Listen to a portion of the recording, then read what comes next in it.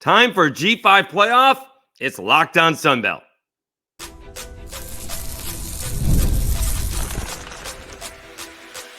You are Locked On Sunbelt, your daily podcast on the Sunbelt Conference, part of the Locked On Podcast Network, your team every day.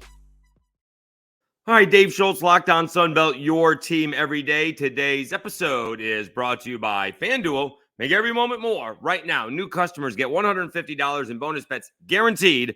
That's $150, win or lose. Visit FanDuel.com/lockedon to get started. All right, we'll talk about this G5 playoff idea. We got more Sunbelt transfers, and then we'll wrap up the Sunbelt softball regular season this weekend.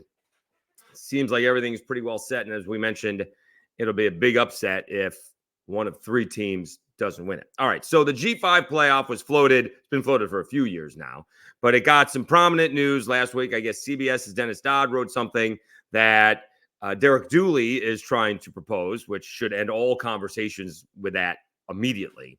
But then Josh Pate from 24/7 got involved, and I know Matt Moscona doesn't care about it and doesn't want it in there at all, but really took off with Josh Pate, and I'm a huge Josh Pate fan. I really am.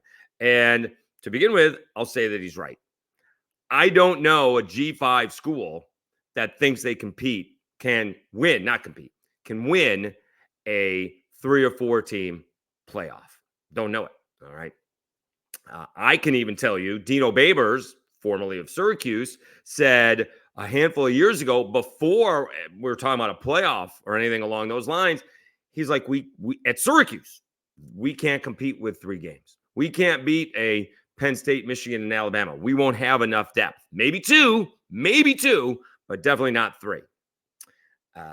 So lots of different things to talk about. So it's not about winning the championship. All right. You play to win the game. Well, I don't know how much I believe that, to be honest with you.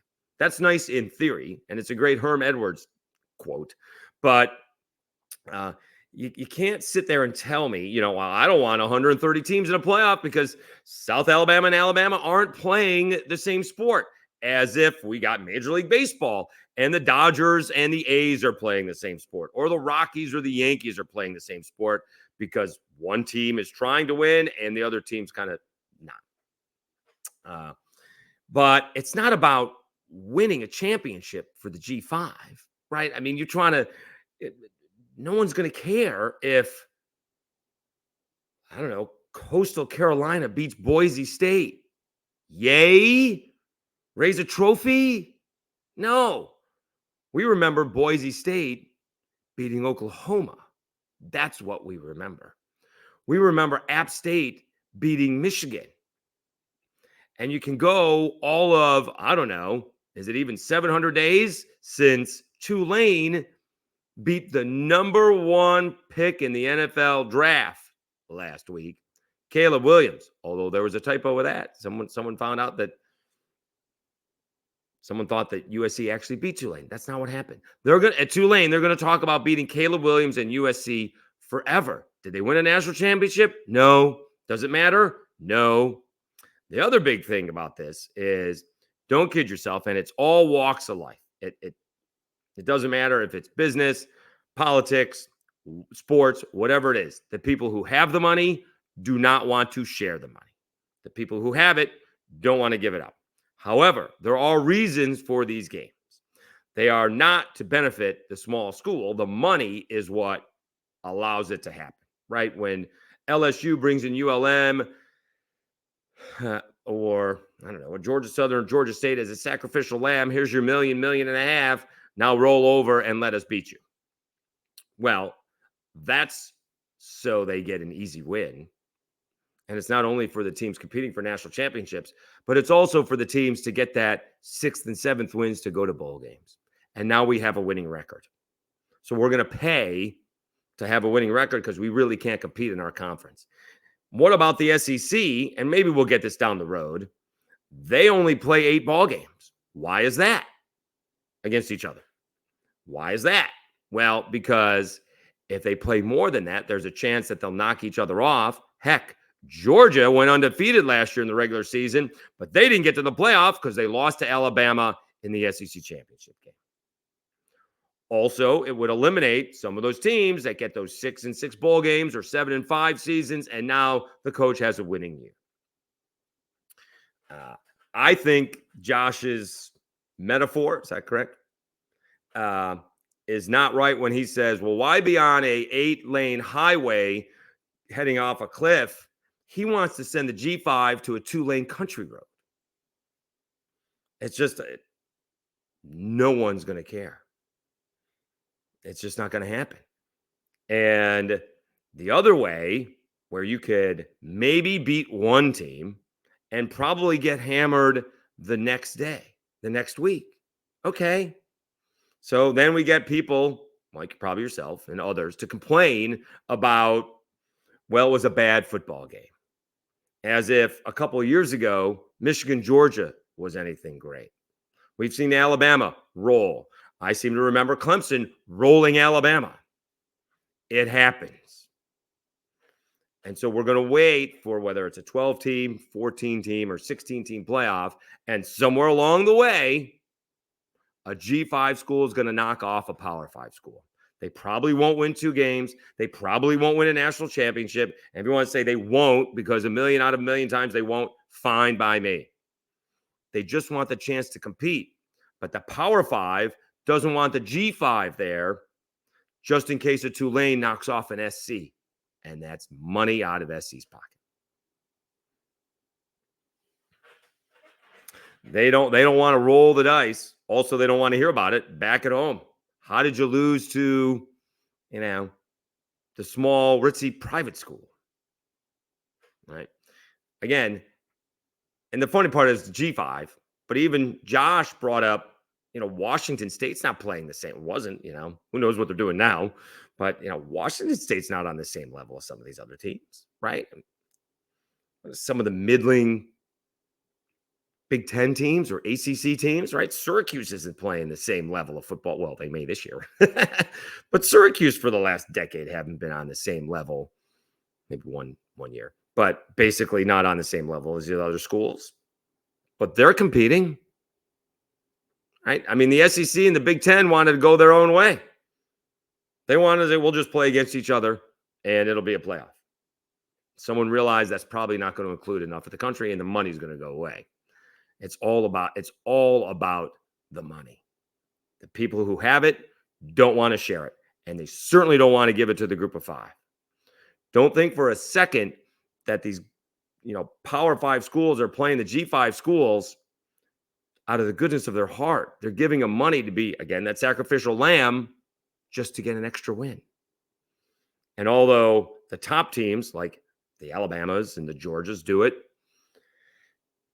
because they want a week off and they want to play some of their reserves.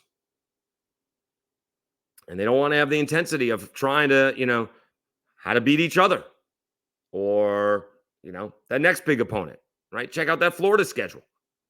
Good luck, Billy Napier. That is rough going, admittedly.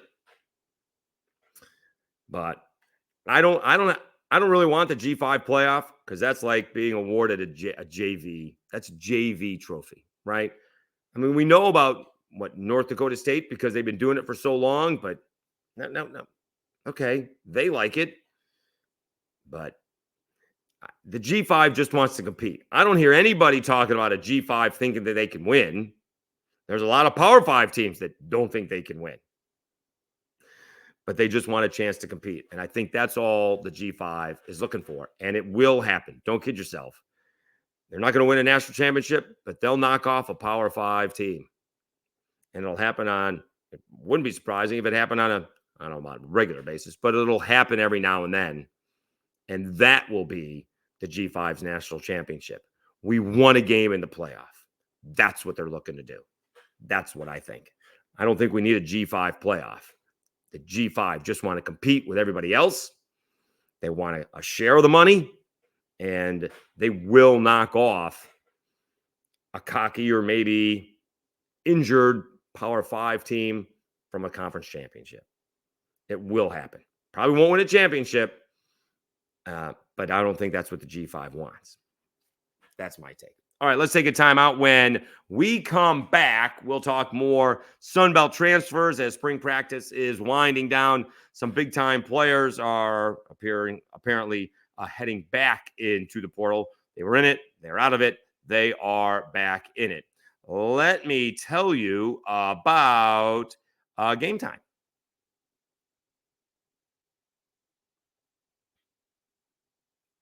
Gametime is an authorized ticket marketplace of the NBA, which makes getting playoff tickets even faster and easier. Prices on the Gametime app actually go down closer to the tip-off. With killer last-minute deals, all-in prices, views from your seats, and their lowest price guaranteed, Gametime takes the guesswork out of buying NBA tickets. Last-minute deals, you can save up to 60% for buying for sports, concerts, comedy, theater, and more.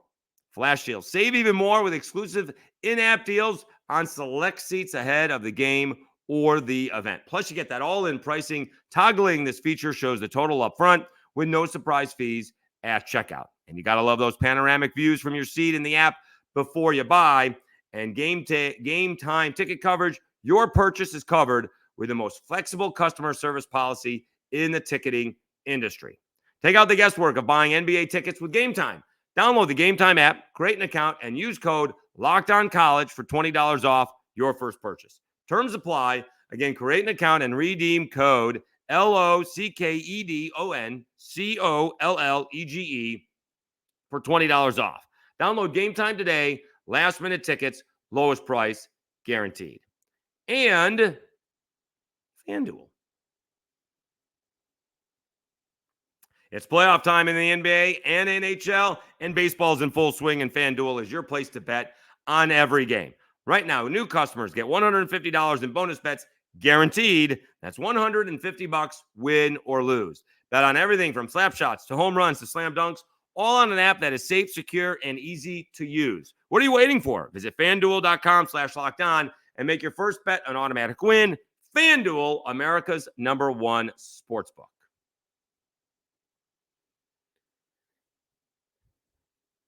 I will say in those in those betting apps and FanDuel, you can cash out if you think you're going to win and you don't want to wait until the end. You may not win quite as much as you would, but you walk away a winner instead of Kevin Durant not getting the amount of points that he needed to make everybody a winner on Sunday night. It's Dave Schulz, Locked On Sunbelt, your team every day.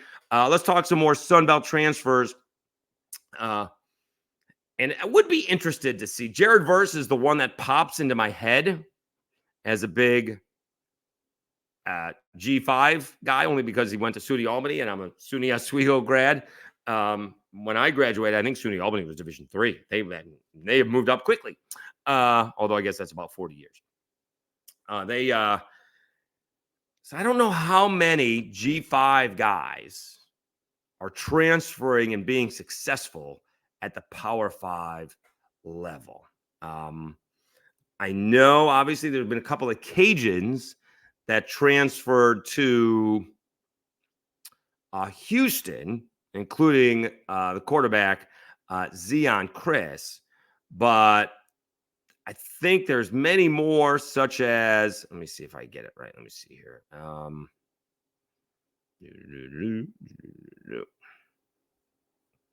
Trey Amos, who, could have been a all Sunbelt performer and then got stuck on the bench at Alabama. A lot of people here in Lafayette are not happy with a few guys, and there may be more, leaving the Ragin Cajuns basketball program. But so far, no one has been successful in doing so. Cedric Russell didn't do well at Ohio State. Jordan Brown went to Memphis. That didn't end well. Wishing all the guys good luck. We have Kobe Julian went to Arkansas State. Joe Charles went to McNeese. We've already got some more transfers. We'll see if Joe is even starting.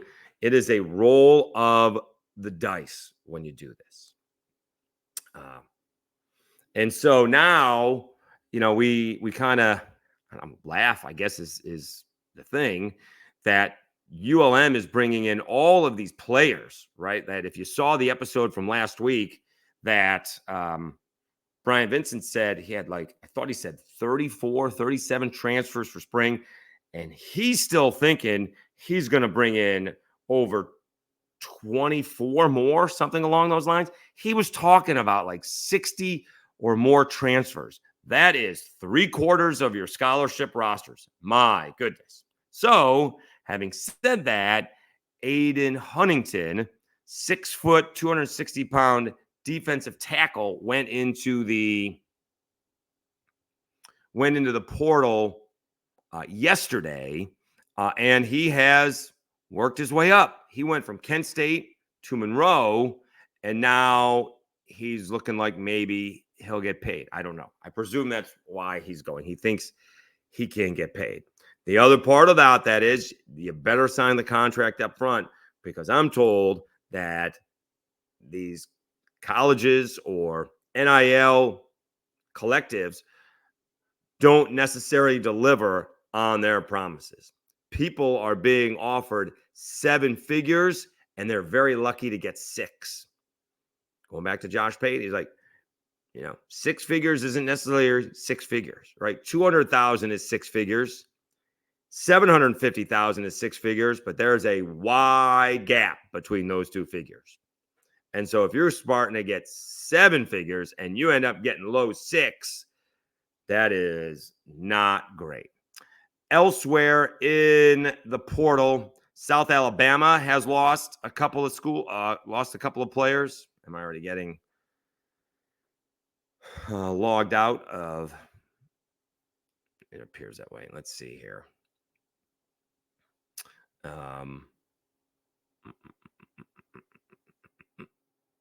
South Alabama. So Khalil Jacobs went into the portal, linebacker, 6'3", 218, listed on 24/7. He immediately went into the portal when Kane Womack, the former South Alabama coach, transferred. He took the defensive coordinator job with Alabama. And he looked like he was going there and then didn't. Came back, went through the spring with South Alabama, and now is back in the portal. And 24/7 has him going to, or maybe it was on 3, had him either going to Auburn in a big way or Alabama. All right. Also leaving South Alabama, Adrien Strickland, offensive tackle. Big dude, 6'6", 332 pounds. He'd been there for a minute. And so that is another key loss for South Alabama. Remember, they just finished up a couple weeks ago. We'll find out what happens here, with the Cajuns. They just finished up spring ball Saturday. And so they're going through exit interviews. So now kids are going to find out what string they are, right? And so, if you are not on the 2 deep, excluding the running backs, because the Cajuns have 3 running backs that will play this year, although usually you end up with more because someone's going to get banged up. That's when kids decide to start to transfer. I didn't see anybody else. Let's see if we run through it really quickly. It's kind of tough to do it. See, Nick Campbell he actually transferred from NC State to App State. He's a defensive lineman, 6'3", 270. So he didn't go too far.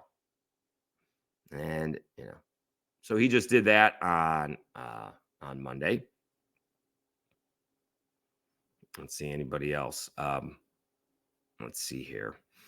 Cruz Temple, he entered the transfer portal from Arkansas State, linebacker, 3-star, a little short, 5'10", but 218. And that just happened last week as well. And again, some of these are going to be very disappointing ones. Looks like Coastal Carolina lost a running back, Jabari Koi Kendall. I don't think that's as difficult to pronounce as I'm making it. Also, safety Chase Atkinson and Jensen Hooper Price, a pretty highly rated wide receiver. Should mention that the Cajuns did pick up a punter from Southern Illinois. Let's see here.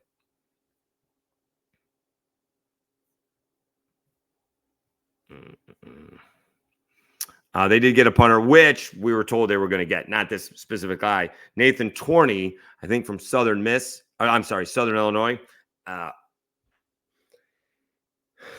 Mike Desimo did say they needed a punter. They knew they needed a punter. He used the phrase, "We have budgeted for a punter." And I joked, and he said, "Do you like that?" And I said, "I did." I don't think he means that the way I'm taking it, but that's the way that he said it. So we'll keep people up to date with, comings and goings. I do think I probably agree with most. I'm all for the kids getting paid, and I'm all for the kids being able to move, but it just can't be free agency every year. It can't be. It kind of is with the coaches because contracts don't matter, but somewhere along the way, someone's going to have to come up with a policy and negotiate with the players that you get one free move, okay, or another move if the coach leaves. So if you commit to a school and you're there for 2 years, maybe a red shirt. I know that doesn't happen very much anymore, but you're there for 2 years, play a little bit on special teams, and then you're like, well, I can go play somewhere else. And then you play 1 year, and then that coach leaves. Well, then you can leave again. Forget the grad transfer. But I'll give you one free move, and if the coach leaves, you get a second move. That's not going to clean it up as much as maybe it should be, but at least a little bit. It is out of control. All right, and it's mostly the coach's fault. It's the coach's fault and the NCAA's fault because the coaches do it, so the players want to do it. And then, where do you think the players learned it from? So we'll see. I haven't heard a proposal for that. Or maybe I'm copying someone else. Jake Crane. Could have been Jake Crane's idea, But just, you get one free transfer, and then if your coach leaves, you can transfer after that. All right. Probably everyone will get 2 transfers is what would end up happening. But what you don't want is like 3 or 4 transfers. That's the thing. There was a kid, like maybe Mr. Basketball, LeBaron Philon in Alabama. He has gone, this is his senior year. He's gone to 2 high schools, and he's already chosen 3 colleges, and he hasn't attended any one of them. He went to some boarding school, all right, which didn't make any sense because he already committed to Auburn. He went to Baker High in Mobile. And he goes to a boarding school, and he's already committed to Auburn. Then he backs out of that and commits to Kansas. Then Kansas went around and got other players, and so he backed out of Kansas, and now he's going to Alabama, which apparently is where he wanted to go all along, and apparently Alabama didn't need him at the time because of what they had coming in. Now they do, and so he's there. We'll see if he's there for 3 years. All right. We'll see if he lasts for 3 years. Wishing him all the best. I wish I could tell you how good he is. I saw him play once. His shot was not falling, so he made the adjustment about going to the rim. He got fouled all the time. I thought maybe he would finish a little bit better at the rim, but I thought a really mature game where my threes aren't falling today, so instead of just keep on shooting, I'm going to go to the bucket, get fouled, and made most of his free throws. He was fine shooting free throws. All right, that segment went a little bit long. Let's take a timeout. We will wrap up. The Sun Belt regular season is wrapping up this weekend. Let's take a timeout and let me tell you about Monopoly Go.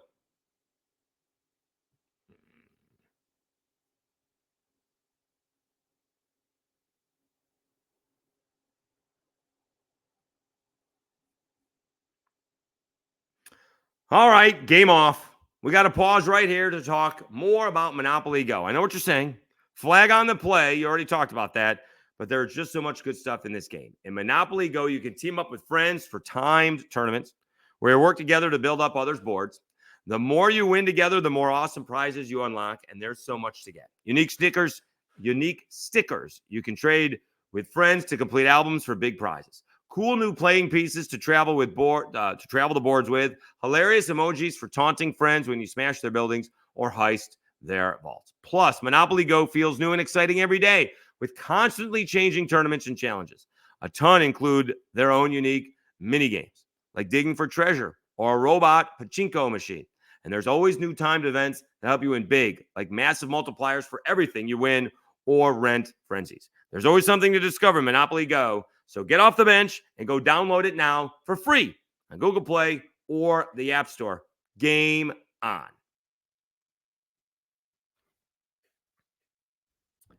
All right, Dave Schulz, Locked On Sunbelt, your team every day.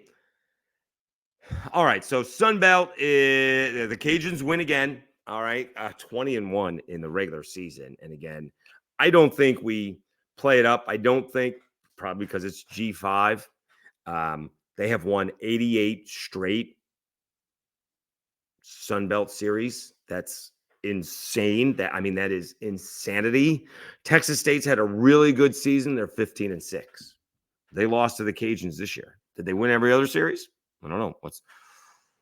Let's quickly check it out. I'm guessing they probably did, but I don't know. It looks like they did.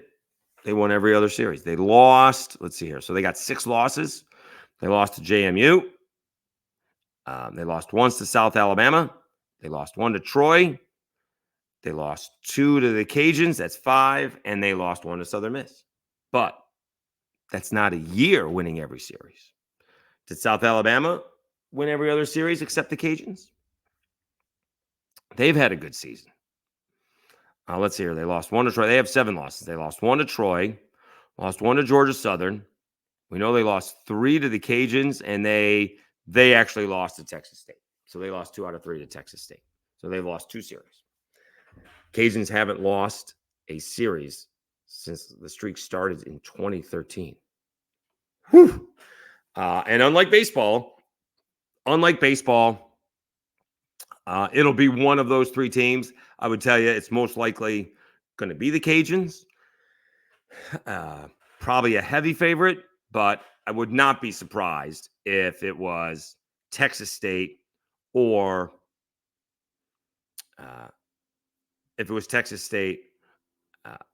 South Alabama. They absolutely could do it. They both hosted the Cajuns this year. That's the only thing.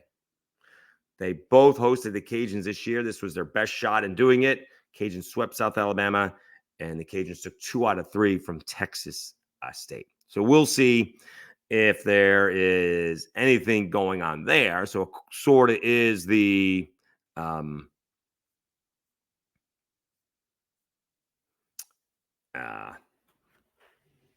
Ragin Cajuns Invitational. We'll see if that ends up being that way. Now, the games this week are Thursday, Friday, and Saturday.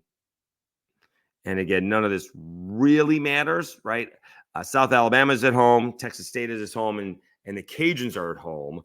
So it doesn't matter if Texas State is second and, they fall to third and South Alabama moves up to second.